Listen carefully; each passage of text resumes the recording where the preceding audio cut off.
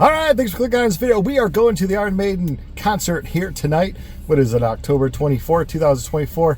This is the Somewhere in Time tour, but the 2024 version. We're going to do a quick concert review, but then we're going to go back to the Funhouse, and we're actually going to do a review side by side of when I went to see them 86, same venue, and of course when I'm going tonight in 2024. What the set list was, what change of prices and t-shirts, all kinds of things, a comparison between Iron Maiden then, 1986, and Iron Maiden right now. All right, let's go to the show though and have some fun. Of course, pulling into the parking lot's always fun. Traffic was crazy. Traffic did take me past an area where my childhood house was just like 3 blocks away from there, which is interesting because that's where I left, obviously, when I was a kid going to see the 1987, I should correct myself, Iron Maiden show, Somewhere in Time tour. So we get to the show early, had pretty good seats. I mean, it's a United Center where I've seen Iron Maiden on the last 2 tours. It's about 24,000 people. Allstate Arena is about 18,000, so it's slightly smaller, which is good. So if you get to 200s across the way, you're still not extremely far. For where I was in my section of 213, I can kind of look over to where I believe I was way back in 87 in section 210 or 211. Opening band was the Who.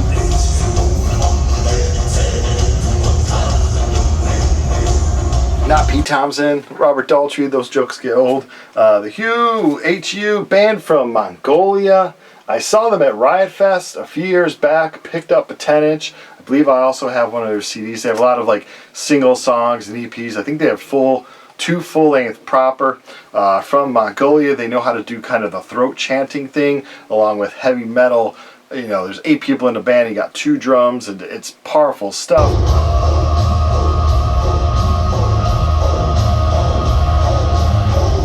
I loved them at Riot Fest. It was great to see them at an outside festival. It was awesome to see them get a great opportunity to open up for Iron Maiden. I mean, all the way from Mongolia to opening up for Iron Maiden. What a great story that was. I should have enjoyed them a lot more because my night was going to take an interesting twist, and that's what happens when you go to a concert solo. You never know who your neighbors are going to be. I had a good time talking in between acts with people. We talked heavy metal. We talked about Megadeth, Metallica, Iron Maiden, Judas Priest.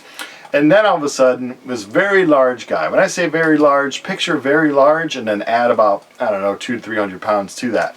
Came up the aisle, sat next to me, did his best to try to contain himself within his seat area, but he's a big boy. So, yeah, I had half of my seat now was just his arm.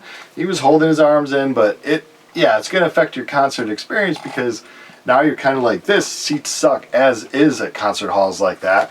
And now I'm like, great, I'm going to be joining Iron Maiden like this. But at least I can lean over because no one is in this seat yet. Oh, wait, contrary, little bear. Someone's coming to fill this seat. And here comes Mr. Drunk. Mr. Drunk comes stumbling through. He's pushing people, and people are like, come on, dude. And right before Maiden, the house lights have already gone down. He's there. He's got his flashlight on his phone. I'm like, oh, he's just looking. He's a considered drunk. He's making sure he's in the right seat, right?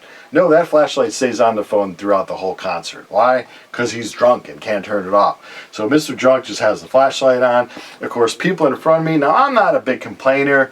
Even if we're way back in 200, yeah, it would be nice to sit there and kind of rock out the Iron Maiden, but people want to stand up. It's a rock concert. People were screaming at these younger people to sit down, and they were the only ones standing up in the whole section. There's no need for them to stand up. They could have sat and easily saw the show. But again, you want to stand up, rock, you want to stand up, move around. It's my thing that I need to stand up behind you to go see. But I don't want to cut off view for people behind me. I'm like, whatever. I could see between the shoulders of the one woman and the other woman if they just stayed perfectly still. I could see the stage between their shoulders, and that was a good view. But they weren't still. They would move around. Like I said, I could have stood up. So Mr. Drunk guy falling into me every once in a while. Mr. Large guy saw Iron Maiden like this. Was not a great experience. A great set list. They're doing 5 from Senjutsu, and they're doing 5 from Somewhere in Time. It's a throwback tour. If you know Iron Maiden, see Iron Maiden a lot, they'll do like a tour off the new album, a throwback tour, or a tour off new, yada, yada, yada. They sounded great. Bruce at 66 still sounds amazing.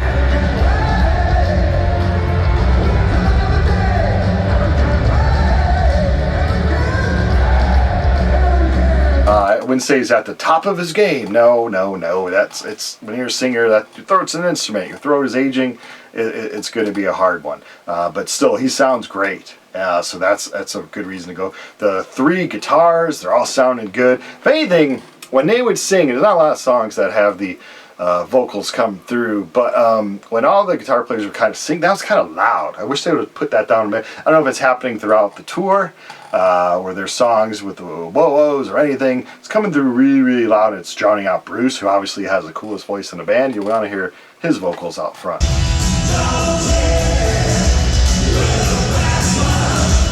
Nico's playing great. I'm sure it's a struggle for him. He's 72. You get up there, last thing you want to be doing is crazy heavy metal drumming all night.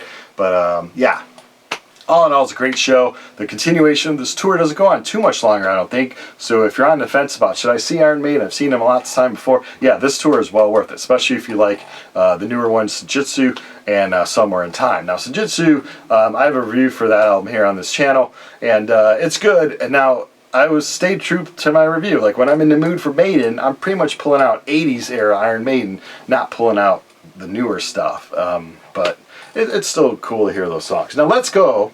I thought it would be fun to do a comparison between seeing them last night like I did and seeing them in 87. So, saw them, of course, October 24th, 2024. Came right after work. What I did 37 years ago, saw them in 1987 on March 11th, coming right after sophomore classes in high school. How did I learn about Iron Maiden? Well, my friend Eric in high school, he made me tapes all the time. Like they said, you know, home taping is killing the music, but it turned me on to so much music that I would go and purchase. And he put Number of the Beast on one side and some other band on the other, or perhaps he put Power Slave, I think, on our side. And I really like those 2 albums. So when this album came out, Somewhere in Time, I was all about purchasing it. This is my childhood copy of Somewhere in Time. Love this album. It's been repressed and all that, so if you're looking for a cheap copy, or always CDs, a cheap option to go, cassette tape, whatever you want. I do not think it came out in 8-track though, but yeah, so this came out and I loved it. Way back then, it was probably my top 2 Iron Maiden albums. Now through history, and they have like 17 albums, it'll crack my top 4 for sure.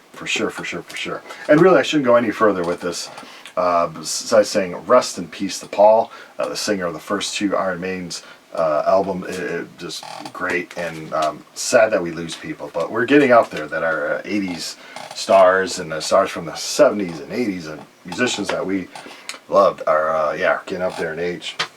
So, 87, yeah, I'm playing this a lot. Love the album, love the artwork, love everything about it. Can't wait to go. Bought my tickets for 2024 online. 1987, paid my sister's boyfriend at the time to go stand in front of a store. They let you through the department store. You'd run upstairs to a Ticketmaster or Ticketron and go. Last night I paid $125 for my cheap seats in the 200s. 1987 I paid $12.50. Now $12.50, if you do for inflation, would be about $42 today. So $42 today, but I'm paying $120 something. So yeah, there is, and they always say inflation, but there is greed in the whole Ticketmaster and music industry. Musicians, of course, are trying to capitalize as much as they can on tour because they're not selling as much physical copies anymore, and you're just not earning the same streaming. Shirts were $50 at the concert last night. Way back then, I think they were 10, 15, and 20 outside in the parking lot. You can get them for like 6 to 8. They were the bootleg shirts. They usually just had the print of the tour on the front. They didn't have anything on the back. I bought a good amount of bootleg shirts. I bought them out of good shirts. Way back when, 1987, they had a, look at all this cat fur and dust. They had a specific shirt for Chicago because the Iron Maidens always loved Chicago. So they had a little Al Capone, Eddie dressed as Al Capone.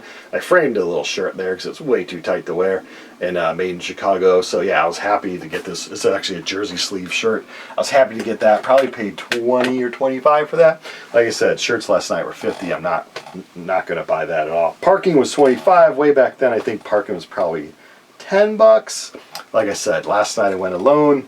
1987, I'm going with my sister's older boyfriend. And it's weird that I looked up March 11th, 1987 was a Wednesday. I was working as a stock boy after high school at the age of 15 there. And I don't know how I got let out to go to a concert on a weeknight, a school night. The only thoughts I have is my birthday's like a week after that, so maybe I pressured them like, hey, this is my birthday present. That's the only way I think I got to get out of the house on a weeknight to go to a heavy metal concert as a 15-year-old. The opening band, of course, last night I said was the Who. They are Mongolia chant heavy metal band. Awesome stuff. I mean, really, really fun stuff. And the crowd loved them. Opening up, 1987 was not such quite the same story. A band that I loved and I was clapping for, but I was in the minority. I'd say I was in like the 10%, 15 to 10%. A band called Wasted was opening up for them. They were very poppy heavy metal stuff, and I think halfway maybe into their first song, this is another 12-inch single I have of them for Black and Blue, I'd say halfway into that first song, people were going, "Maiden! Maiden! Maiden!" It was, I remember them not being well received there.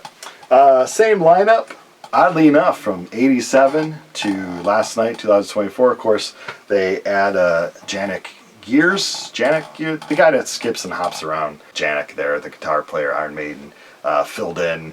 And now he's permanently, obviously, in the band for a long time. So they have a 3-guitar attack instead of the old classic 2-guitar attack, 3-guitar attack. The average age of the band, when I saw them in 87, was Bruce was 29. He was the child of the band at 29. Of course, when you're in your 20s, you think you're all mature. But now looking back, like 29, you're still kiddish. Nico, the drummer, is the oldest at 35. Last night, currently, Bruce is 66, still singing amazing, and Nico is 72. I'm a drummer at 53 feeling it. I can't imagine 20 years from now not feeling it even 20 times the amount that I feel when I'm playing now. And my forearms get tightened up and my wrists feel bad and things don't want to move like they used to move. And what's the easy way out of this drum fill that I wrote a while ago? That's when I was a better drummer, and how do I get out of this song without destroying it? Yeah, so hats off to him. I was 15 when I went to see the show in 87. Today I'm 35. Bruce in the band for 6 years only at 1987. Of course, we all know Bruce left, did some solo stuff for a while, and came back. But yeah, we always associate Iron Maiden with Bruce. He was only in the band for 6 years when I saw them way back in 87.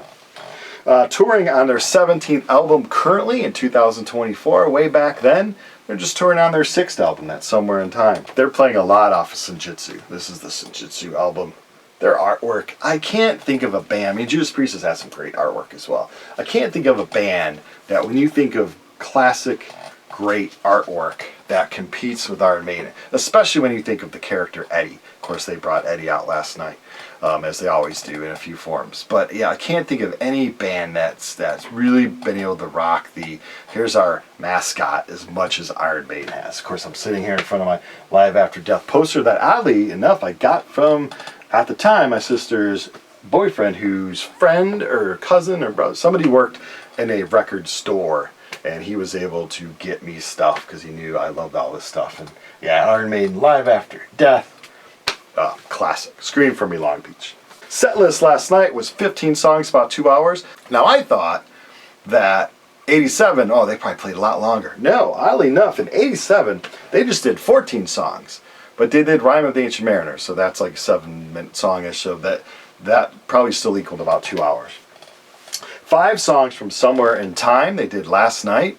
5 songs from Somewhere in Time, so that is pretty good. If I remember off the top of my head, they of course did call it Somewhere in Time, Heaven Can Wait, Stranger in a Strange Land, and they did Alexander the Great, which was unique to the concert last night. And of course they closed with Wasted Years. And so yeah, in 87 they did only 4 songs from Somewhere in Time. You have, what, 17 albums, you have a long career, it's hard to pick songs that you want to play for a set list because you can't play forever. Especially as you get older. Only they feature songs from only 3 albums after 87. So pretty much seeing them in 87 and seeing them last night, besides obviously playing 5 songs from Senjutsu, is kind of not that unique. One of the few people that, because shirts are so expensive, I will buy programs. Here's the Book of Souls one. That was 2016. This is 2022. Legacy of the Beast. 2022 is when we first started hearing rumors of this tour that's going to really compliment Somewhere in Time album, and I was freaking out. I'm like, oh my god, I love Somewhere in Time. That was my first Iron Maiden show. It was '87, Somewhere in Time. I need to go see this tour. So I've been freaking out for a while. Was able to get a ticket. Was able to see the show, and couldn't have been happier. Besides my experience being squeezed in, but I did buy a program last night, the World Tour Future Pass. It's pretty much a poster book. It's only got a few pages, and then it turns into this big Iron Maiden poster. It's $20. So not too bad. I mean, I don't have any room for an Iron Maiden poster, but it's the Stranger in a Strange Land kind of figure there. But it's cool looking. Like I said, I'm not going to be able to hang it up anywhere, but it's cool to own. Hopefully I can fold it back. If not, well, we're not going to waste your time, your YouTube time on folding it. But I was able to find my program that I probably bought for about $10 back then in '87. This is the Somewhere on Tour, '86, '87. Like I said, I saw the show March 11th. March 12th is Steve Harris's birthday, and I do remember Bruce had the Chicago crowd sing Steve Harris happy birthday. This was the stage setting, I believe, for that tour as well. So good stuff all in all. I mean, nothing is going to beat, and there were kids easily. I think they even showed a kid. They said he was 11 years old. Bruce asked him, Inferno, how old are you? 11. 15-year-old kid seeing this show. And heavy metal at the time, '86, you know, you got your Headbangers Ball, MTV is playing, you got Crew is coming up the charts, Rat is killing the charts. So heavy metal was starting to become part of pop culture, but not the heavier bands like Judas Priest and Iron Maiden. But yeah, it was a really good time and a really fun time to be around and seeing concerts. So as a kid, I was blown away. I mean, these people to me were like, you know, we pretty much worship them, like, wow, they're on stage and here they are, you know, this is awesome. So I can't imagine. Last night I saw a lot of kids there, hoping that they're having that same experience, even though they were looking at a bunch of old guys, that they're having that same awakening of heavy metal music. It's going to change your life and all that. But yeah, afterwards, last night, I had to pick up my wife who was working overtime and grab the filet-o-fish sandwich. Good times. Love the filet fish. I don't know what kind of fish it is. I don't know what kind of filet it is. It's always good times. Now, after '87, I'm sure I had my sister's boyfriend rush me the hell out of that parking lot as fast as I could to get home, probably before 11:30ish, because my parents were probably like freaking out that I was out so late on a school night, work night. Of course, after the show last night, what am I doing? Making a YouTube video with a video recorder, going to upload it on my computer to the internet. In '87, what I did was probably put on my t-shirt that smelled like pot thanks to the crowd and wore it to high school the next day, and everyone, hey, you went to Maiden? Oh, you're cool. Or you went to Maiden? You're a freak, and like punch me. You know, depends on what kind of crowd you were walking through in high school. And so that really is a sign of time. And of course, way back in '87, if you were even to think about taking the picture, security would just be punching your lights out. You could not get a camera. Where last night, you're just free to film and take as many pictures as you want. Times have changed a lot in the years between 1987 and 2024. 37 years apart. This Iron Maiden fan had fun 37 years ago, and I've had fun seeing up to them. Last night was also kind of fun too. Hope you liked the show review and a comparison. Thanks for watching.